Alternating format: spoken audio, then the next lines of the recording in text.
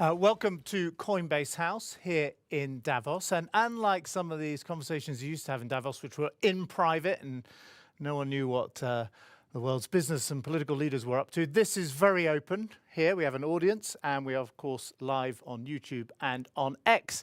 And I am joined by the co-founder, CEO of Coinbase, Brian Armstrong, and by Niall Ferguson, a renowned historian, affiliated with the Hoover Institute in California and a founder of the University of Texas in Austin.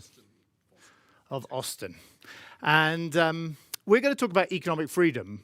And the reason we're going to talk about economic freedom is that it is part of the mission statement of Coinbase.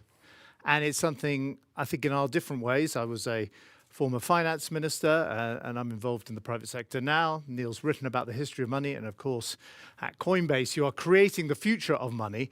I think economic freedom underpins a lot of the thinking here and is sort of part of the mission statement. And so, Brian, I'm going to start with you about, let's just sort of set the scene. We've got 45 minutes. How did we get here? You were a talented software engineer, but when you were starting out, there were so many other kind of fields you could have worked in. You could have been in, building a social media platform. You could have been in the e-commerce space back 15, 16 years ago. What led you to think that, crypto, payments, the way we exchange value in our economy, that was the place you wanted to work and that's where you wanted to build a company? Mm-hmm. Yeah, well, there's a certain handful of experiences in my life growing up that really kind of led me to crypto. And I studied economics and computer science, so it was kind of the intersection of technology and the money and the economy, how that was working. But I spent a year living abroad in Argentina, and I got to see a country that had gone through hyperinflation and how it really just eroded the optimism about the future. And people lived their life day to day thinking, I might as well just enjoy good food and wine and maybe spend it all because it could all be gone tomorrow. We can come back to, by the way, President Milei, who's had a chance to totally turn that around, which I think is interesting. I also tried starting a business. I had a startup that I tried doing in college, and it was really hard to do payments and send out payments to people. And I remember getting these calls from the bank and felt like I was being treated like a criminal. And they were asking me all these questions about, are you a money transmitter? And I didn't understand what all their questions were about early on. And then I also was an early employee at Airbnb. And Airbnb was, of course, trying to move money into 190 countries around the world. And I was working on getting that money moving with low fraud rates. And I realized just how broken the global financial system is, where it's this patchwork quilt of local proprietary, usually like an oligopoly in each local market, where there's high fees, sometimes opaque fees, very high delays. And so imagine if the internet was like that, where you send a WhatsApp message, and if it ever crossed a border, it had to pay an exchange fee and it got delayed by 3 days or something. I mean, that would be ridiculous. And so why can't money move more like the internet? I started to have this thought as I first read the Bitcoin white paper in 2009. So that was kind of the origin of it. And that white paper was a seminal moment when you read it?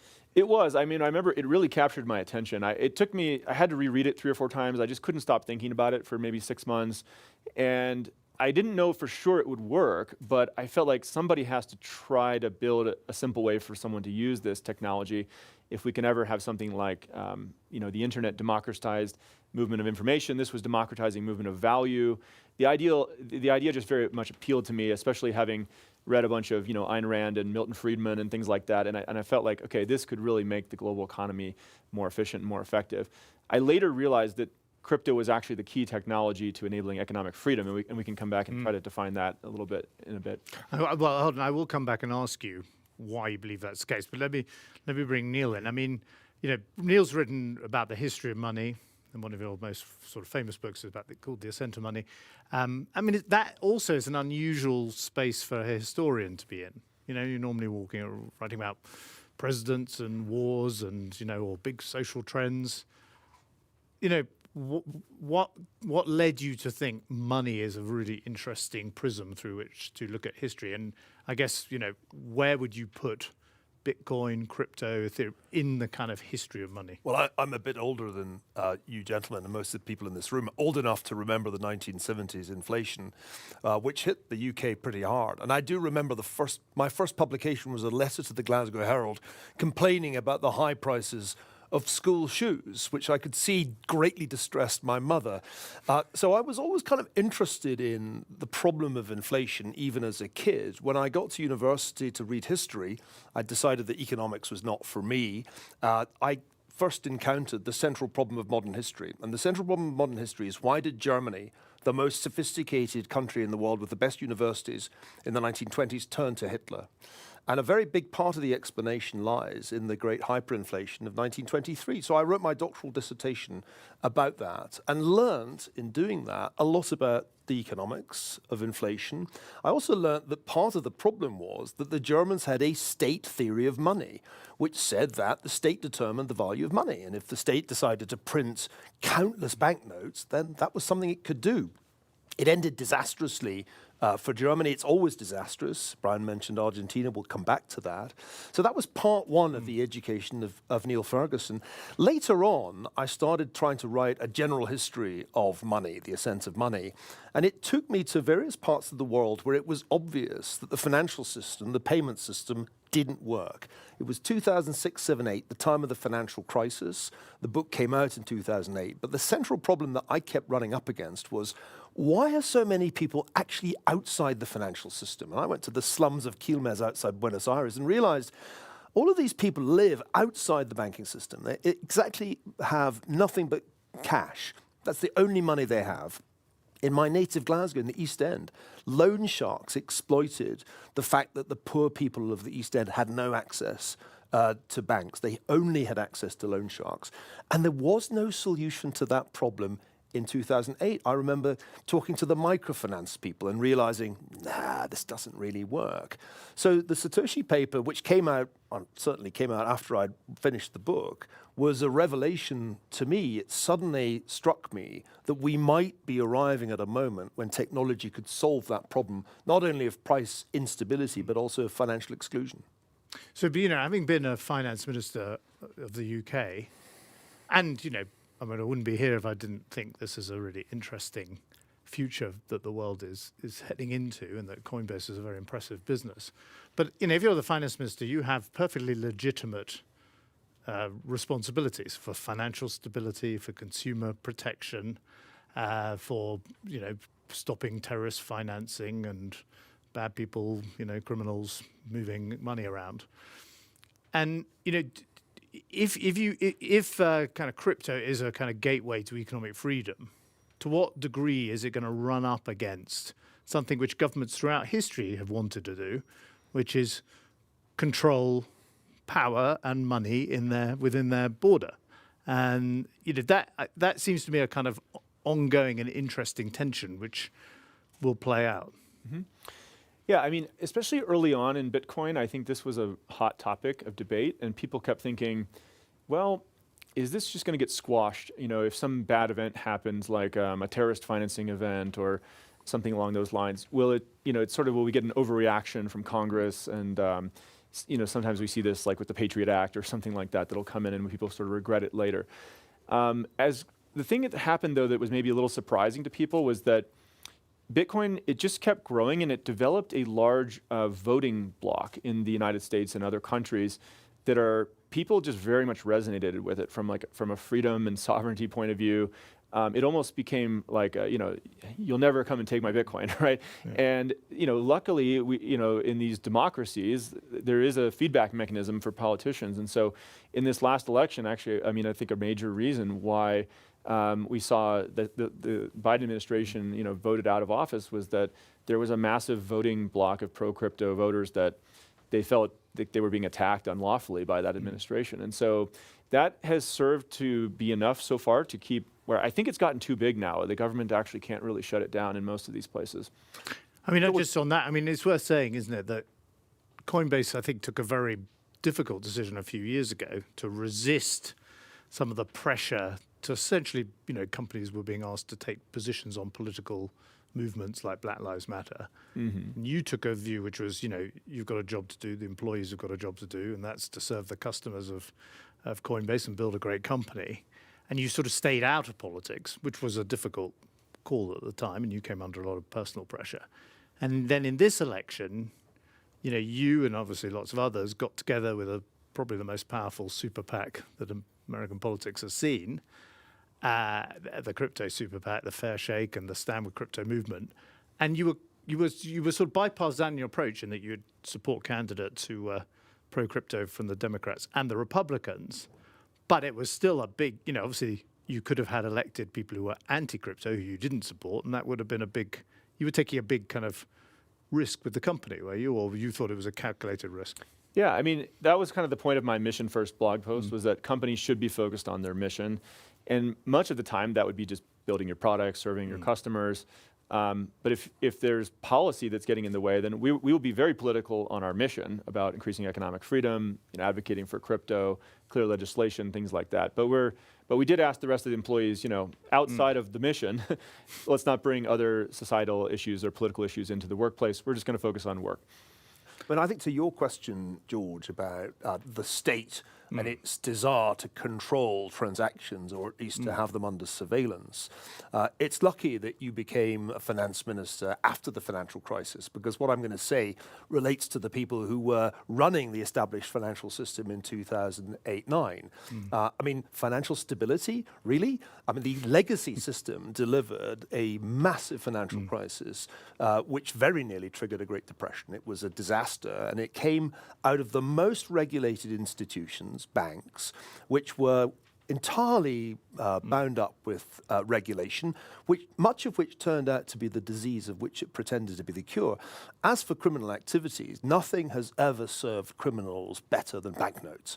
A fantastic way in which you can conduct illicit transactions, and still the favored way in which illicit payments are made. So I always felt these arguments were rather hypocritical coming from the defenders of legacy institutions, because if you look back at the history of the 20th century, it's a series of disasters inflicted often on ordinary citizens by reckless fiscal and monetary policies, and it's a system entirely full of holes when it comes to law enforcement. When I first began thinking about crypto, I'll make a confession, I was a skeptic. My son Lachlan, who was then a teenager, told me, "Hey, Dad, you should really be buying Bitcoin." At that time, the price was $300. He's clearly going to be much richer than me. And at first, my response was, "Young man, if only you understood the way the financial system works." And I learnt the hard way to listen to Does he younger remind people you of this? every week. And I remind myself of it every day.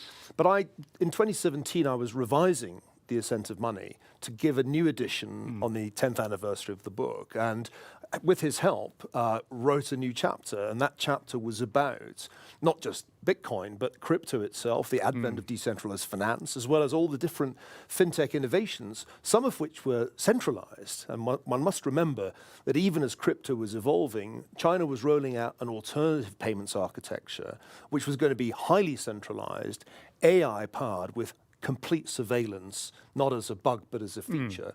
So we've lived through a time of extraordinary financial innovation since the financial crisis. And given that the financial crisis was the product of the legacy institutions, I think it's kind of hard to be against these innovations. To put it really simply, we're just not going to be paying for things by going onto our phones and typing in credit card numbers on random websites for much longer. That's going because it's so obviously an inefficient way of making payments. And Brian's part of this extraordinary transformation, which when we get 10 years down the line, I mean, is going to make us look back on how we pay for things now with a certain amount of incredulity. No, I remember as UK Chancellor, I took a Bitcoin out of a Bitcoin dispenser. This was over a decade ago.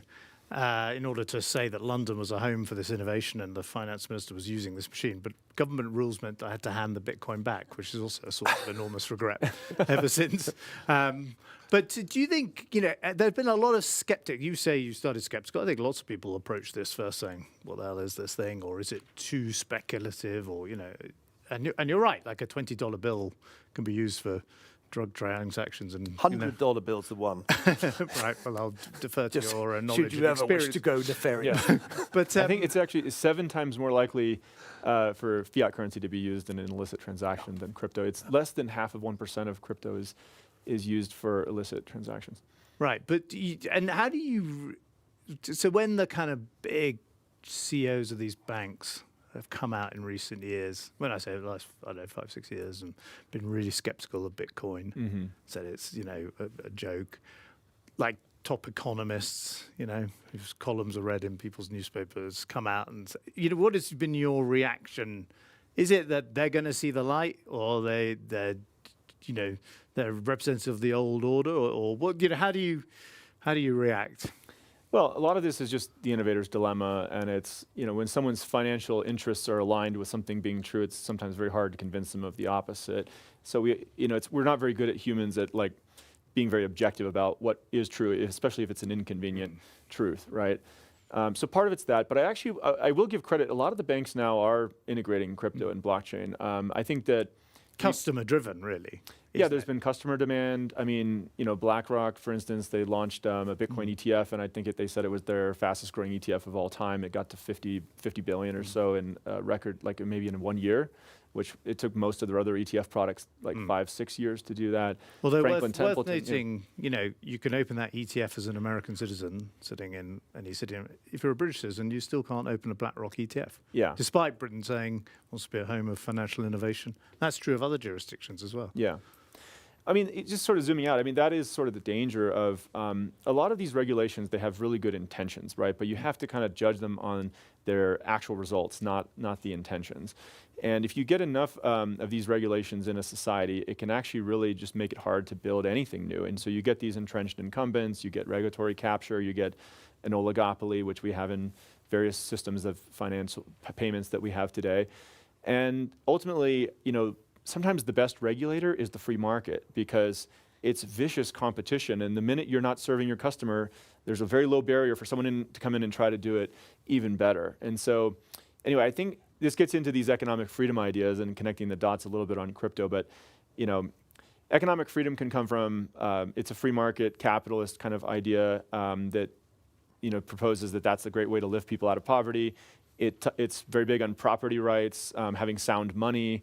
So you can imagine crypto can actually play a big role here. It can be a refuge from inflation, so their wealth can't be seized from them. It can ensure everybody has property rights as long as you have a cell phone and an internet connection.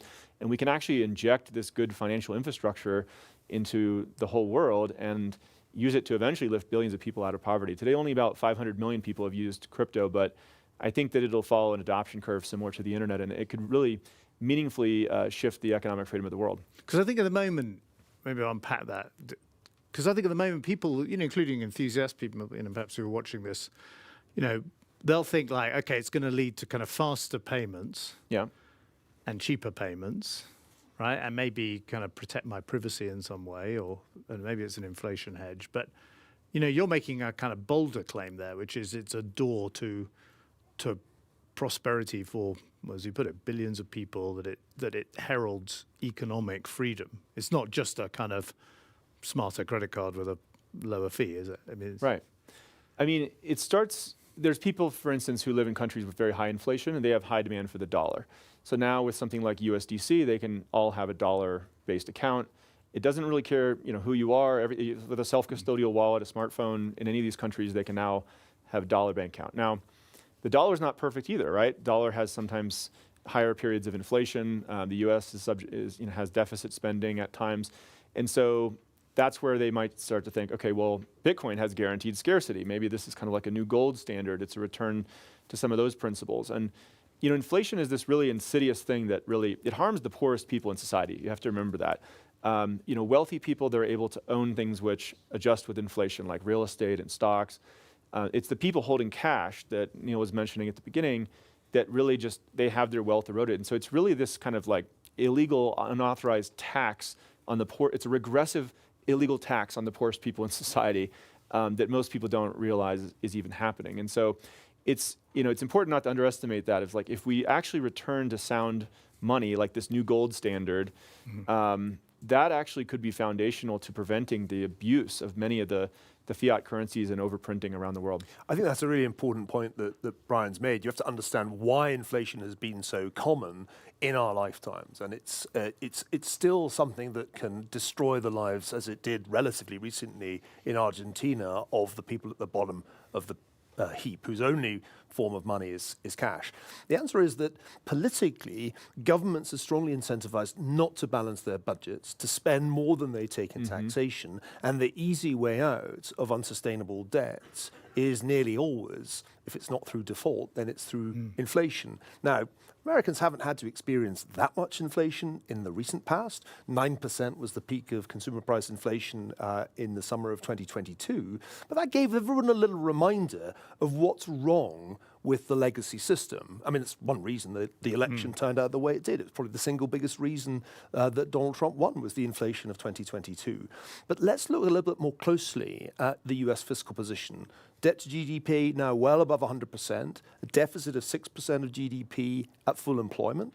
The truth is that the legacy system is building up some really serious problems that Americans haven't yet had to confront, but the historical lesson is that at some point there is a reckoning. So I think part of what we're seeing here is an attempt to reassert the possibility that the state does not have a complete monopoly control over the financial system and the monetary system, because the state, if you look at all the states over most of modern history, has abused that power time and again.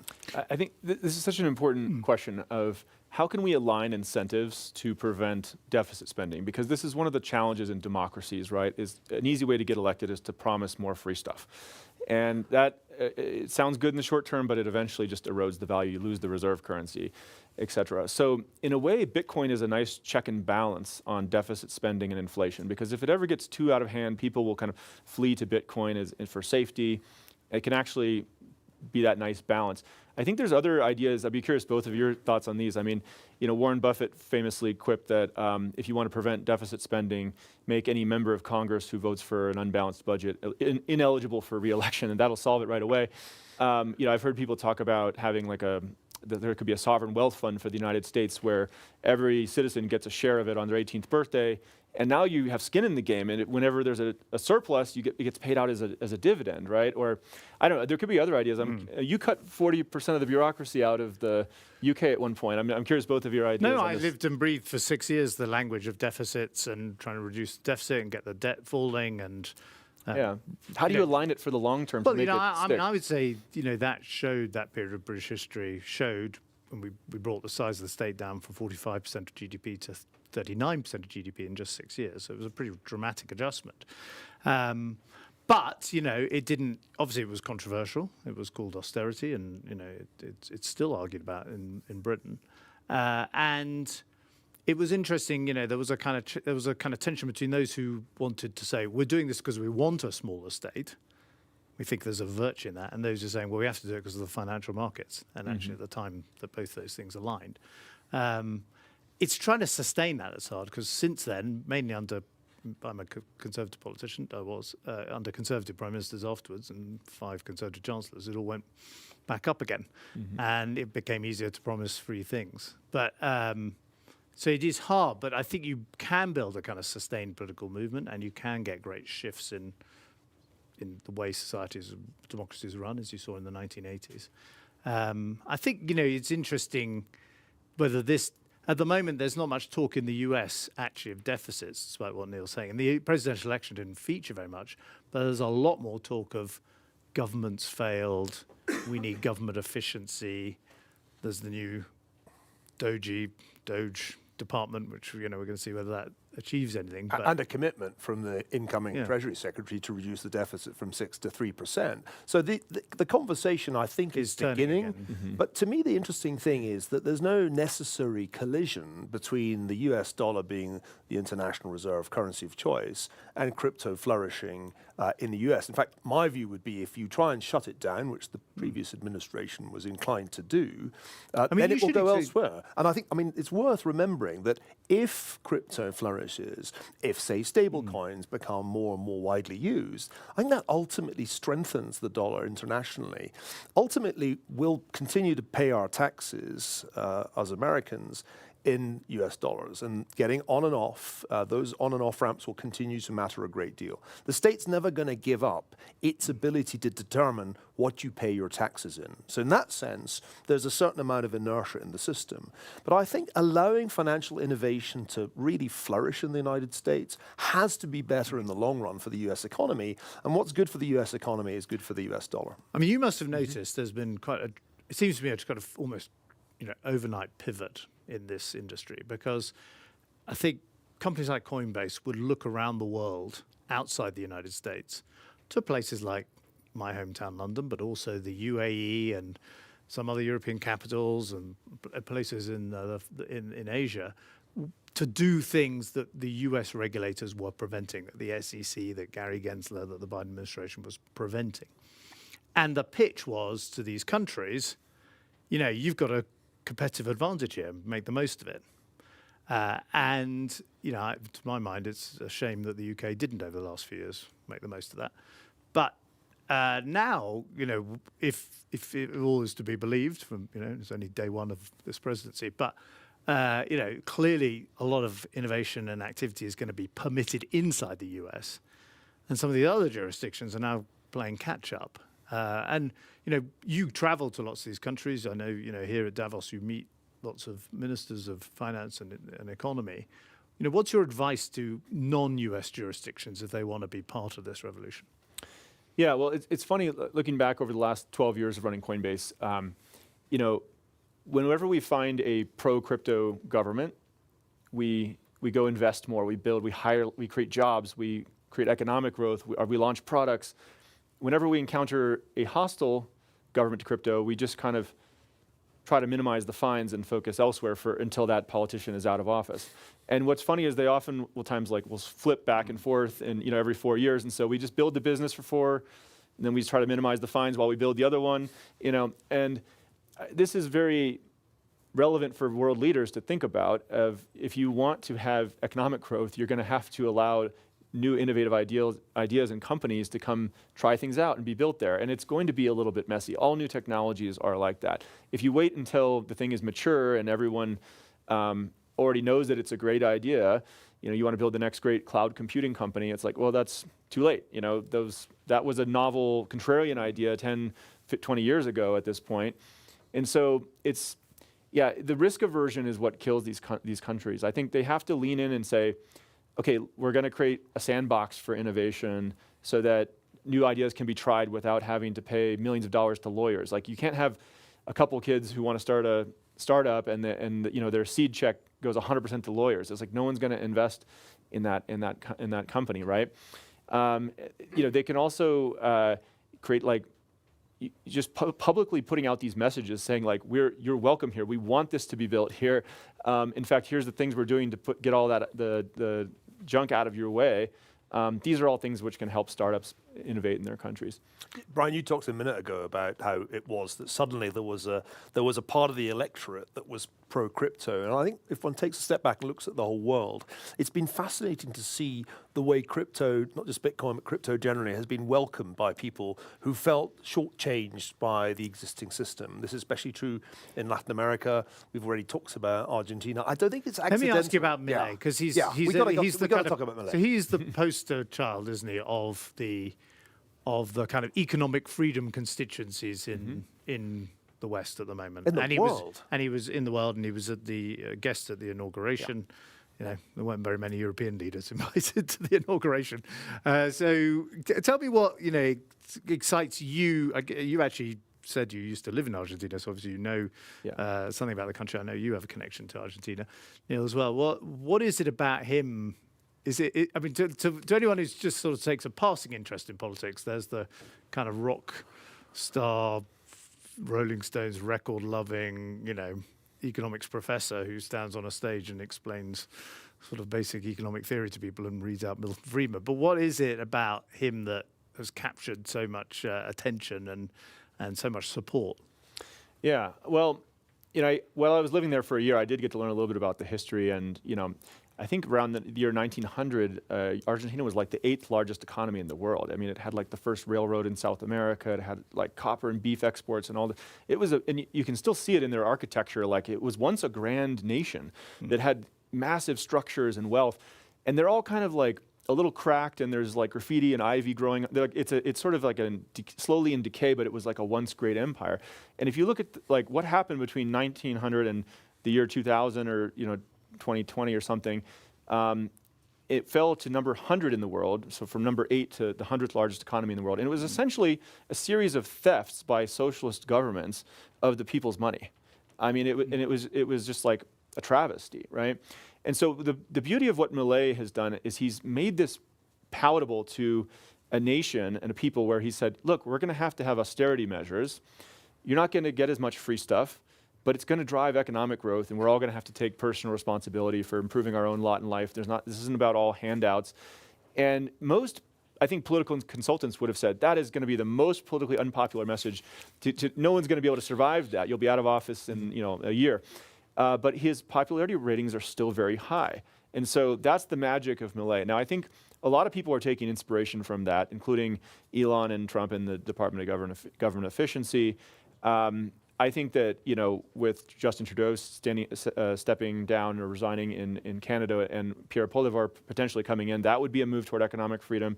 Obviously President Bukele in El Salvador. So what I'm really hoping is that we see a reversal of this trend towards socialism. Keir Starmer and Emmanuel Macron and Olaf Scholz don't trip off your tongue at the moment. Yeah, well, we're going to see what happens with those. Scholz may be on his way out. I hope that Germany moves toward a more pro-economic freedom candidate, because that is the source of prosperity and growth. That you can look at the research on this. The Heritage Foundation, Fraser, all these people publish great research on this. The highest economic freedom countries, the poorest 10% of people in society are better off, right? The environment is better. People's self-reported happiness is higher. There's less corruption. There's less war. It's not just a pure GDP growth per capita, which would also be good. It's actually all of these things that we care about, including the poorest people in society. And so, I mean, there is not a better way to lift the poorest people in the world out of poverty than free market capitalism. We know this from the data. The experiment with socialism has been tried over and over again, and it continually fails. Yet, for some reason, in our universities, and in various countries around the world, like a moth being drawn to the flame, like there's something in human psychology that just it's really attracted to Marxism, and it always ends in disastrous results. I mean, I'd be curious what your take is on that. Come on, you must have had a load of classes of Marxists in your day, Professor. Yeah. Well, I mean, universities are part of the problem, and it's not new. Joseph Schumpeter wrote a great book during World War II, Capitalism, Socialism and Democracy, to try and explain why it seemed as if the whole world was inexorably moving away from free market capitalism towards various versions of socialism, National Socialism or Marxist socialism. And part of his answer is, well, universities are full of people who don't really inhabit the market and are strongly attracted. They all have tenure in the United States, these professors, so they're completely immune to market forces. And they're strongly attracted to the kind of theoretical constructs that Marx and his successors created. They have an impressionable audience of people aged 18 or 19 who've also never really experienced the market unless they had jobs before they came to college. And or so took you have Ferguson's class. unless they come to Ferguson, who was, by this, if one thinks back to my Harvard days, I was one of a tiny number of conservative professors in a 95% liberal or progressive environment. So universities are and have long been a part of the story. The other part of Schumpeter's story is that the government grows, the bureaucracy has its own interests, and the bureaucracy also wants to be immune to market forces. So it gets harder and harder, funny that, to sack government employees, as Doge will soon discover. They're the hardest people to fire, even if they don't show up for work for months at a time. So I think there are some profound structural reasons why economic freedom keeps being undermined. But what's wonderful about Javier Milei is that he's such a radical libertarian, unabashedly intellectual. I remember last year he came to give what was in effect an economics lecture on liberty here at the World Economic Forum. And the audience of Davos regulars was sort of stunned to hear pure libertarian theory, not presented with any frills. Beautiful. hardcore. And I was kind of encouraging people who hadn't really connected with the Malay phenomenon. Come, you've got to hear this guy, you've got to hear this guy. He is a breath of fresh air, but he's only possible because Argentina hit something like rock bottom by 2022, 23, 200% inflation, and the population was like, you know what, we're done with this. This shows what can be achieved if you're bold. Here's a man whose campaign involved taking a chainsaw, literally he was brandishing a chainsaw in some of the campaign commercials. As soon as I saw Malay, it was love at first sight. I thought, this is what Argentina needs, but it's what the world needs. A reminder that economic freedom is the lifeblood of freedom itself. I mean, other kinds of freedom aren't, in fact, that much use if you don't have economic freedom. That's an important lesson of history. So I think part of what we're seeing here is a really important turn. And it's odd that Argentina should lead it, but the fact that he's the world leader that Donald Trump is most inclined to pose with, I mean, just check out the Mar-a-Lago selfies. They're all doing the Malay double thumbs up. This is a really important sign that the second Trump administration will in fact be a distinctly different administration from the first one, partly because of its partnerships with the tech community, but also because it recognizes that right at the heart of American greatness has always been that there has been more liberty here, or rather I should say there as we're in Switzerland, more liberty in the United States than anywhere else. And the more that the United States has drifted away from that foundation of economic liberty, which it started to do with bank surveillance rules that came in the 1970s, the more we've drifted away from our constitutional rights not to be under surveillance, I think the worse things have gone for the United States. So this is a big reboot, and I'm really excited about it. Well, of course, it was the refusal to pay taxes to a British Chancellor of the Exchequer that kicked the whole thing off. But It turned out pretty well, you have to admit. Does Brian? But there's an interesting, we're talking after the inauguration, and a lot of those people you will know, who are your kind of fellow founders in Silicon Valley, were there. Some surprising converts to the cause. I guess it's an interesting choice for you that you have chosen. You're obviously interested in economic philosophy, but you didn't choose to go into government or politics, whatever. You chose to build your business. You have a community out there of customers and users of Coinbase, and yet do you feel sort of drawn, like you have to step into this arena of, you have to make the case for economic freedom beyond simply, please can you change the Bitcoin regulations? Do you feel is that something that you're doing because it's good for Coinbase, or because Brian Armstrong can't stay silent on it? Yeah, it definitely comes from my own personal philosophy and having grown up reading a lot about this. And I remember I watched this TV program by Milton Friedman called Free to Choose, which ran on PBS in the United States, and that was very influential for me. Reading some Ayn Rand probably helped, and kind of going down the rabbit hole of Hayek and all these kinds of things. So it really came from that. That's certainly what drew me to Bitcoin. I remember having this thought, like, okay, if I believe in economic freedom, but it's not really being tried, how might you shape the world in that vision? And well, I could go run for office somewhere, but there's no government that you have unilateral control, at least in the developed countries. And so it'd be messy. You'd have to kind of collaborate or bring together votes in Congress and make lots of speeches. I didn't feel like I was that kind of personality. And then even if you achieved that, by the way, you'd only have done it in one country. So in entrepreneurship, the way you shift the world is you just build a better product, right? And so I felt like, well, okay, Bitcoin is this return to the gold standard, and if we can make it just faster, cheaper, more global than any other payment system out there.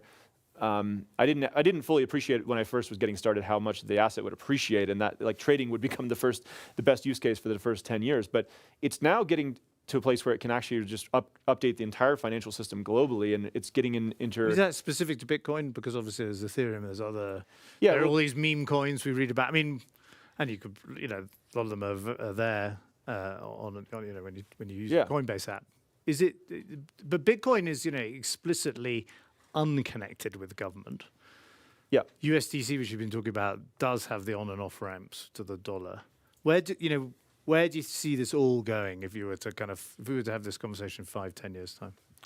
Yeah. Well, I think that more and more of global GDP is going to start to run on crypto rails, and I think stablecoins are having a real moment right now. There was about $30 trillion of stablecoin volume last year. It grew 3x year over year. I think that trend is going to continue, and payments are just going to be faster, cheaper, more efficient. But it's not just going to be with USD coin. I think that as people, you kind of have to meet them where they are, and all right, they want the dollar. If you're in Nigeria or in Turkey, you have super high inflation. Let's start with just getting them the dollar. Now, once they have the dollar, maybe they'll figure out how to use Bitcoin and something that could appreciate in value instead of losing, 3 to 4% a year, right? And then there's lots of other areas that it's going to update. I mean, the meme coins and everything, but the borrowing and lending marketplaces, like actually just getting like good credit into many of these markets. Like in Argentina, people can't get a mortgage to buy a house or to a loan to buy a car. So really only rich people buy real estate. Everybody else rents because you have to pay 100% of it in cash to buy real estate. There's no credit market, right? So these are things we sort of take for granted in the developed countries. Crypto can go inject this financial freedom and this good financial infrastructure into every country where people have a smartphone. Do you think maybe we've only got a couple of minutes left? We're here in the heart of Europe, and of course it looks like, out the window, pretty nice lifestyle here. And I think certainly in Western Europe, there's been a kind of, I think, a feeling of complacency, which is the lifestyle's pretty good for many people, not for all people in these countries. Okay, we've given up the days when we were competing to be the world's most powerful empires, and there's a kind of, isn't it okay to be a kind of have sort of slow managed decline and and become the museum of the world? You gave a speech on this, the stability of the graveyard. Yeah, the great, people like to spend time in graveyards, walking around. So, and yet in the United States it feels very different. And I'm not just saying, because of the politics of the last couple of months. In the last few years, it's been noticeable a feeling that the U.S. economy is more dynamic, that the big companies like the Coinbases of the world are being created there. They're not being created here in the continent of Europe.